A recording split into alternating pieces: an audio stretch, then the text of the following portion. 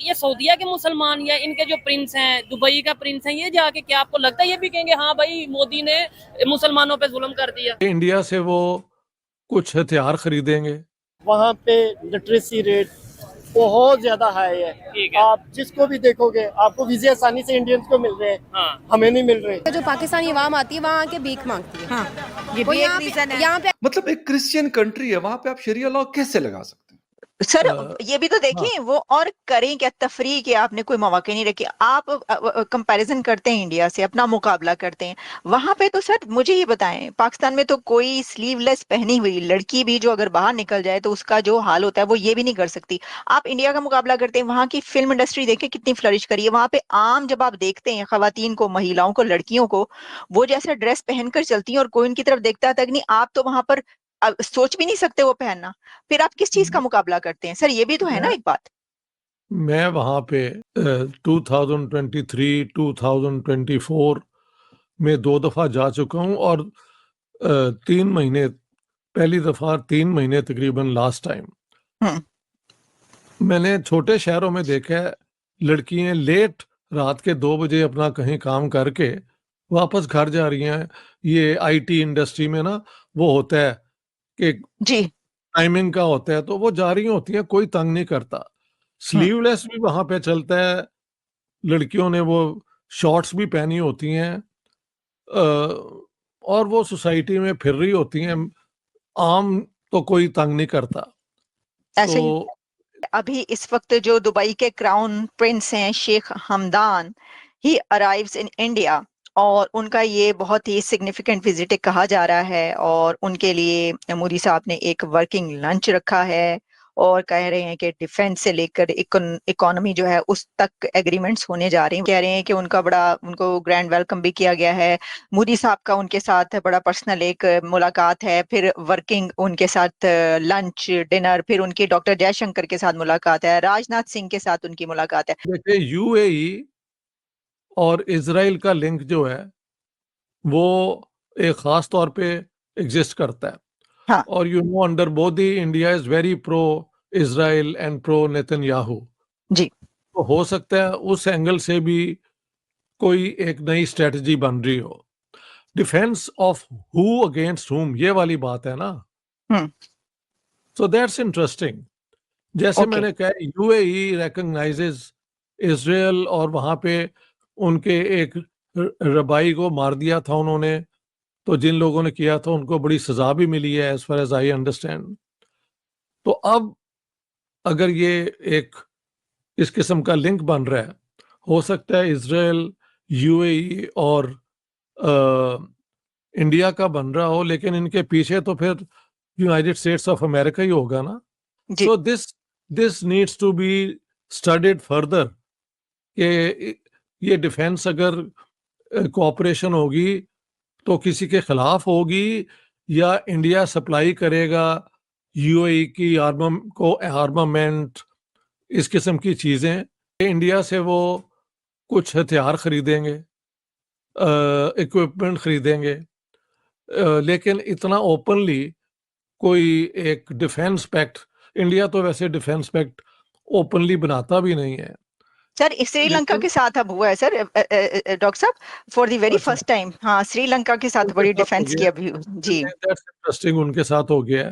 اس کے بعد اگر ہم بات کریں یورپین کنٹریز کی، جہاں پہ ہمارے بے شمار لوگ آباد ہیں، میرے اپنے جان پہچان والے ریلیٹیوز ہیں جن کے پاس وہاں کے پاسپورٹس ہیں، نیشنلٹیز ہیں یورپین کنٹریز کی، اور وہ بڑی اچھی زندگیاں گزار رہے ہیں. گو کہ شکر ہے کہ ان میں سے کوئی ایسے نہیں ہے کہ وہ وہاں کی چیزوں میں انٹرفیئرنس کرتے ہو، یا وہ کہتے ہیں جی یہاں پہ تو ہم نے مطلب یہاں پہ تو ہم ایک اسلامک اسٹیٹ بنانا چاہتے ہیں ملک. اس طرح کی چیزیں نہیں سنتے. ہم ان سے ایک اچھی لائف وہ گزار رہے ہیں، مطلب اپنے کاروبار اور اس میں مصروف رہتے ہیں. ہاں جو بھی ایز اے مسلم ہو ان کا ایک ہوتا ہے عید ہے، بقر عید ہے، یا جو بھی نماز ہے جمعے کی.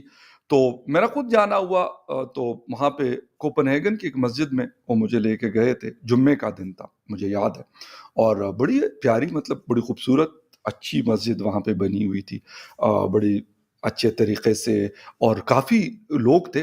گو کہ ہم گاڑی میں گئے تھے، دور تھی مسجد، لیکن مطلب میں اس وقت بھی میں نے یہ بات کی تھی، حالانکہ میں اس وقت یوٹیوب پہ نہیں تھا، میڈیا پرسن تھا.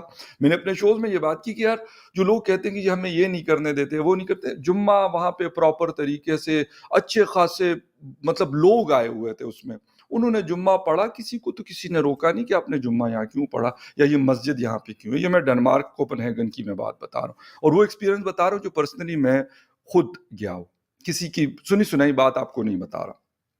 پھر اسی طریقے سے جرمنی میں، سویڈن میں اور ناروے میں، مختلف کنٹریز میں جان پہچان کے لوگ ہیں. یقین کریں، یا تو وہ ہے کہ وہ خواہ کی وہ پنگے بازیاں کرتے، وہ تو الگ بات ہے. اگر وہ کوئی کرتا ہے تو وہ میں نہیں کہتا کہ اگر ان کے ساتھ اگر ایسا ویسا کچھ ہوتا ہے تو وہ پھر ہونا بھی چاہیے. ہم یہاں پر پاکستان میں 240 ملین کی پاپولیشن رہتی ہے، شاید 1 کروڑ یا 1.25 کروڑ ہندو ہیں، اور پھر کرسچین ہیں کچھ تھوڑی سی، 2-3% ٹوٹل پاپولیشن کا جو نان مسلم میں وہ رہتے ہیں. کچھ پرسنٹ پارسی بھی ہوں گے، بلکہ کچھ پرسنٹ نہیں، کچھ 0.something% جو ہے وہ پارسی ہوں گے.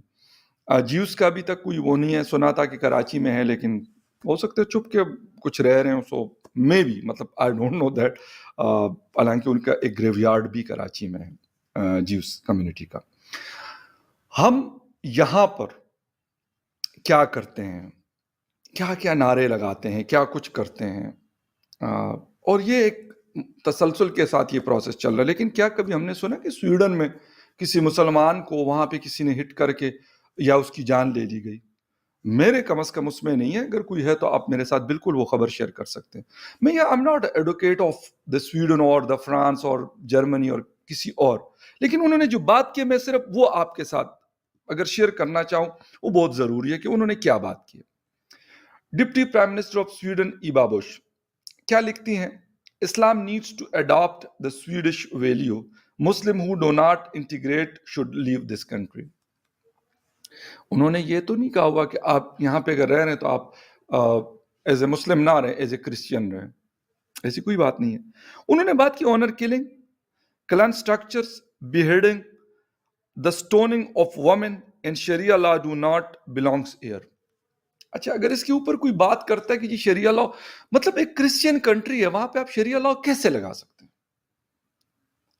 اس کے اندر انہوں نے کیا غلط بات کی؟ ایک وقت تھا جب پاکستان کے جو ریلیشن ہے وہ گلف کنٹریز کے ساتھ بہت ہی اچھے تھے، اور ان ریلیشن کا جو بیسس تھا وہ تھا ریلیجن.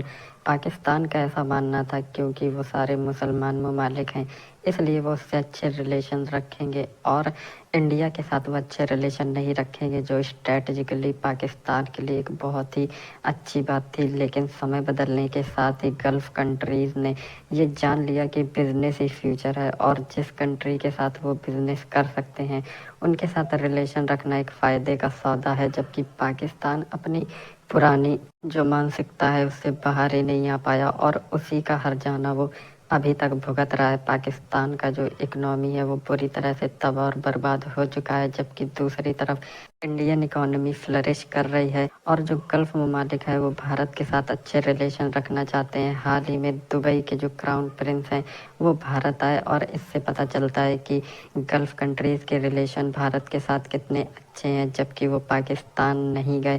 اور اس کے علاوہ جو سعودی عربیہ کے کراؤن پرنس ہیں MBS، وہ بھی پرائم منسٹر مودی کو اپنا بڑا بھائی بولتے ہیں.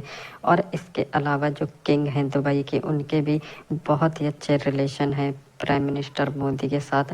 اور یہی ساری چیزیں دیکھ کر پاکستان بہت ہی نروسنس کا شکار ہو جاتا ہے، اور ان کی سمجھ میں نہیں آتا کہ یہ جو ہمارے مسلم برادر ہیں یہ مودی کو اتنا بھاؤ کیوں دیتے ہیں. پاکستان کو اس مانسکتا سے ابھرنے میں ابھی کئی دشک اور لگیں گے ایسا لگتا ہے.